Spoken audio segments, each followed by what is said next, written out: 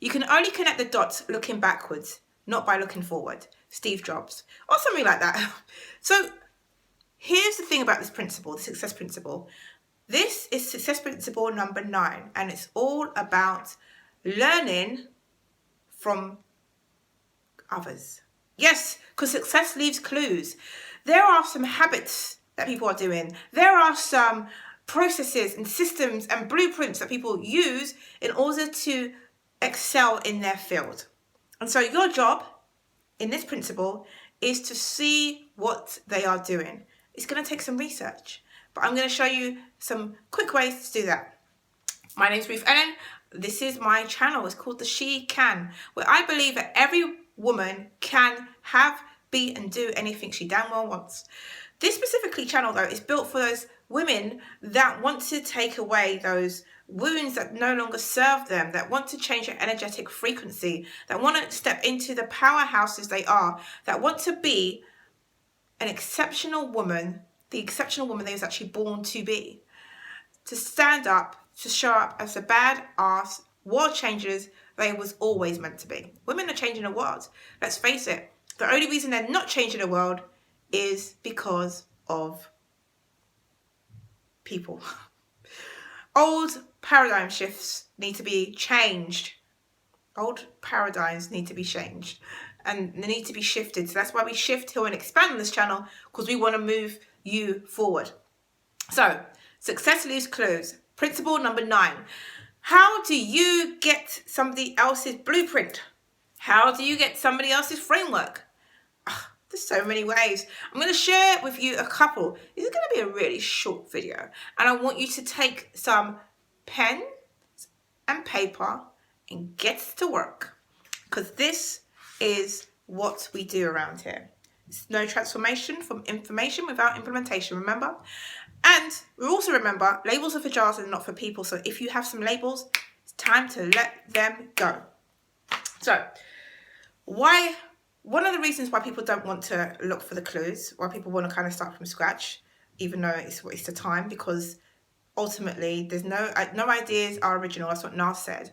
Everyone's had a similar type of idea. We're just putting our own DNA into it, and that's what makes it original. So asking others for advice is one of the ways, right? You can ask others for advice. So people that you're like in awe of, and you're like, interesting. How did you do that? Interesting. How does that work?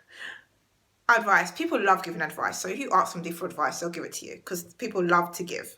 People love to feel like they're adding value to your world. So never be worried about anyone rejecting you for asking questions.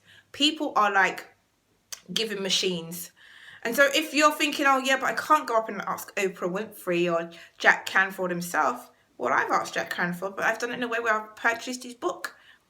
And he's told me his framework, his blueprint, his success principle. So you can do the same. You don't have to ask people directly. They've normally given it to you in a blueprint, in their books, in their videos, in their way of being. So you just have to look for the clues of what's made them successful. Evan Carmichael creates great videos about how people have success in different areas of their life, and he does top 10s, and he just has it like that. You can go there and you can check out that resource. There's so many great ways for you to be able to tap into somebody's blueprint, to find out what they did that worked really well for them, and how you can do the same for you. Success leaves clues. They've got morning routines, they've got evening routines, they've got ways of thinking about the world that maybe other people don't always think about. They've got a way of actually executing work, and maybe not executing work. People always talk about how lazy people are the worst. I don't agree. I think sometimes the lazy person knows how to get to the solution quicker because they're not trying to do extra work they don't need to. Sometimes we're overcomplicating things. And so this principle is all about saying, hey, I'm not starting from scratch. I'm just going to see what other people have done and implement that. So connect the dots in a new way is another way. So Alibaba, AliExpress and eBay, you could say that it's quite similar, but they're doing it in different ways, right? They're delivering in different ways. And so Amazon and eBay exist, they can coexist because they are operating in different ways as well. You've got to recognize that you don't need to reinvent the wheel.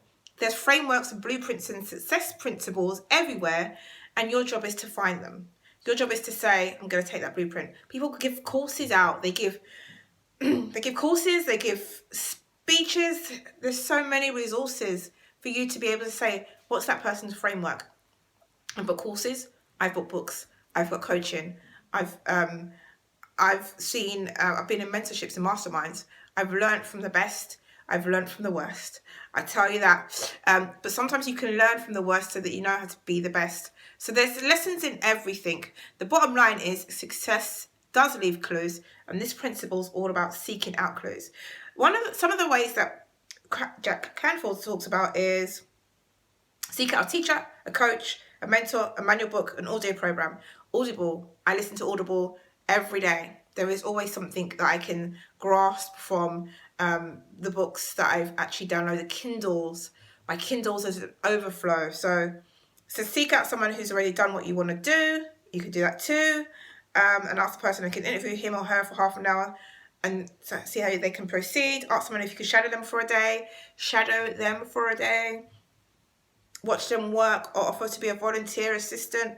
See how you can help to solve their problems, and they will help you to solve yours. Because by you offering yourself as that helper, you're also going to be able to get more clarity as to how the person acts behind closed doors sometimes, and what methodologies and ethics that person holds true to be them. So that's success principle number 9.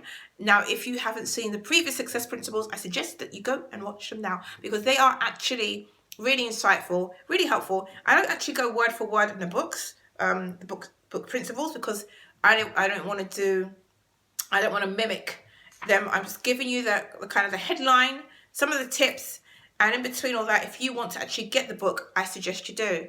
But the bottom line is to be consistent with these principles. Don't just say, okay, I'm going to dip into this principle, but I'm going to completely miss this one. There's 64 of them, dudes. 64. So your job is to see which ones you're doing, tick them off, see which ones that need work, and then do them.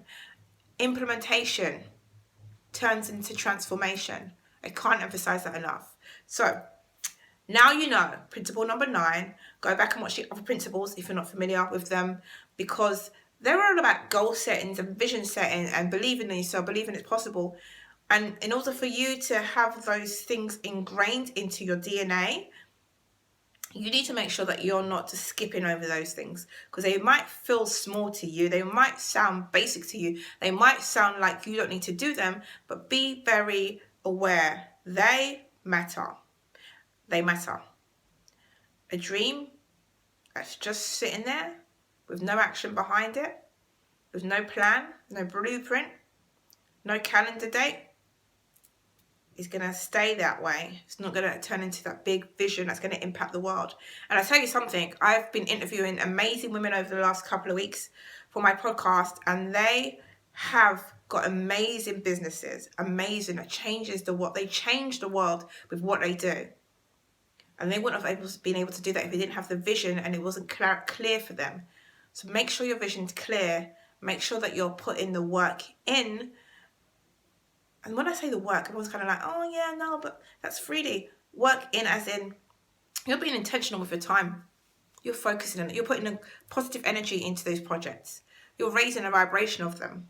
So be very aware of that too. Okay, enough from me. Again, the links are going to be below of how you can join me for other things that are going to be helpful to your trajectory. Yes, I say things a bit strange, but that's how I say them. I'm going to be here again tomorrow talking about the 10th principle. So do subscribe, thumbs up this, comment below. Let me know what you're going to take away from this, who you're going to take a blueprint from, and why. Thanks for watching.